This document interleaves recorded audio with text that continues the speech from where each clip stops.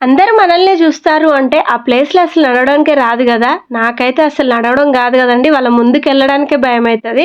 అయితే ఫంక్షన్‌కి నేను కొంచెం లేట్‌గెళ్ళినా అన్నట్టు. ఎంట్రన్స్ దగ్గరే అందరూ కూర్చొని జూస్తా ఉన్నారండి. నాకు లోపలికెళ్ళడానికి గూడా భయమైంది. దీపక్ కాల్ జేత్తే అన్నయ్యని పంపించింది. ఈ అన్నయ్య వాళ్ళ పిల్లలదే శారీ ఫంక్షన్ అన్నట్టు. శారీ ఫంక్షన్‌కొచ్చినాం. గిఫ్ట్ అయితే నాకు మస్తు నచ్చిందండి. అట్లుండాలి గిఫ్ట్‌లు మనకు యూజ్ అయ్యేటట్టు. ఆ ఫోటో ఫ్రేమ్ చాలా బా అనిపిచ్చింది.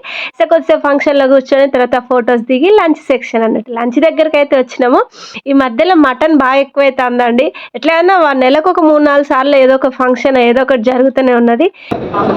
నాకు చూసావా వచ్చింది ఏమొచ్చింది? బొక్క, నల్లి బొక్క. ఫంక్షన్ హాల్లో నుండి చూస్తే యూనివర్సిటీ చూడండి ఎంత బాగా కనిపిస్తుందో, ఒక అడవిలాగా. చాలా అంటే చాలా బాగుంది వ్యూ. మాకు ఫంక్షన్ హాల్ కొంచెం దగ్గరే అన్నట్టు, అందుకని చెప్పి స్కూటీ మీద వెళ్ళినాము. దీపం ముందు బైక్ మీద ఉండి మరి వీడియో తీసింది. ప్రతిదీ ఒక మెమరీ అయితే ఇస్తుంది.